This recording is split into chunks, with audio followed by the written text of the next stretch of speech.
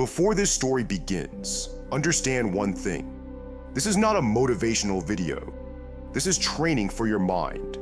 So if you want stories that sharpen discipline, presence, and unbreakable resolve, subscribe now, not later, because this lesson only works if you stay till the end. In Japanese history, there was a warrior who never won the final war. No grand victory, no empire, no throne. And yet, Japan still remembers his name more than the men who defeated him. His name was Sanada Yukimura. And his story will change how you understand success, failure, and what it truly means to stand your ground in 2026. Because sometimes, losing is the highest form of strength. Japan, early 1600s. The Sengoku period, an age of endless war. Loyalty was temporary. Alliances changed overnight. Samurai didn't fight for peace. They fought to survive. Powerful clans rose and fell like waves. And in the middle of this chaos stood a young man born into conflict. Sanada Yukimura, not born into the strongest clan, not raised with overwhelming resources, not destined to rule. He was born into uncertainty. His father, Sanada Masayuki, taught him something most warriors never learn. Strength is not having many allies. Strength is knowing who you will never betray. That lesson would define Yukimura's entire life. From a young age, Yukimura was different. Other samurai trained to dominate, to intimidate, to crush enemies. Yukimura trained to endure. He studied strategy before swordplay, silence before speech, patience before action. He wasn't the loudest warrior. He wasn't the most aggressive. But when pressure arrived, he didn't collapse, he stayed. This would later make him terrifying. Not because he chased victory, but because he refused to abandon his values. As Japan moved toward unification, two forces emerged. Tokugawa Ieyasu, power, stability, control. Toyotomi Hideyori, legacy, loyalty, honor. Most samurai chose Tokugawa. Why? Because Tokugawa offered certainty, land, titles, safety. Choosing Tokugawa meant survival. Choosing Toyotomi meant risk. Sanada Yukimura saw this choice clearly, and he chose Toyotomi.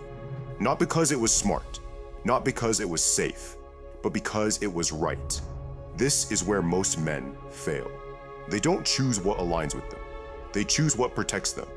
Yukimura didn't. That decision changed everything. Yukimura became an enemy of the most powerful man in Japan.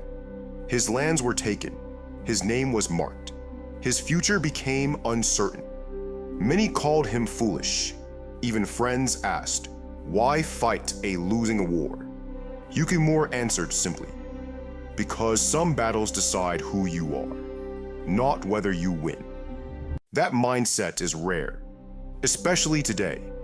In 2026, most people switch paths the moment resistance appears. Yukimura walked toward resistance. Tokugawa won. The Toyotomi forces collapsed, and Yukimura paid the price. He wasn't executed. That would have been easier. He was exiled, stripped of position, stripped of power, stripped of relevance. For years, he lived in isolation. No wars, no glory, no recognition. This is the moment where most men disappear, not in battle, but in irrelevance. Exile teaches brutal lessons. When the noise disappears, all that remains is who you really are. Yukimura could have surrendered. He could have accepted Tokugawa's rule. Many former enemies did. He didn't. Instead, he trained in silence, not for revenge, not for pride, but for readiness, because he understood something deeply. The war ends for most men when they lose. For warriors, the war moves inside. Years later, Tokugawa ruled Japan. Peace had arrived, but peace built on suppression never lasts. The Toyotomi clan prepared for one final stand. They called Yukimura back, old, outnumbered, with no guarantee of success, and yet, he returned. Why? Because this wasn't about winning. This was about finishing the path he chose. When Yukimura entered Osaka Castle, he wore red armor. In samurai culture, red meant one thing. I am prepared to die, not escape, not retreat, die. The enemy feared him immediately, not because of his numbers, but because men who accept death cannot be controlled. This is a psychology most people never understand. Fear only works on those who want to survive at all costs. Tokugawa had generals, armies, resources, but he feared Yukimura. Why? Because Yukimura didn't fight to win territory. He fought to break morale. Every attack was precise, every move unpredictable. He struck where it hurt confidence. Tokugawa's men began whispering, "He cannot be stopped," not because he was immortal, but because he didn't hesitate. The siege of Osaka began, the final war of the samurai era. Yukimura stood knowing one truth: this would be his last battle.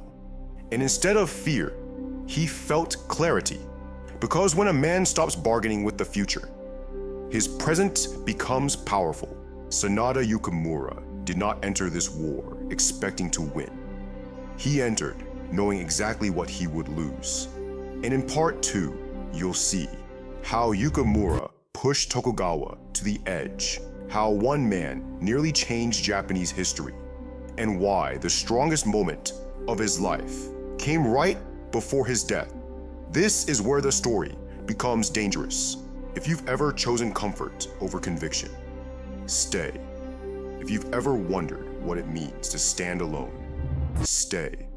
Subscribe, because part 2 reveals the moment where losing becomes legendary.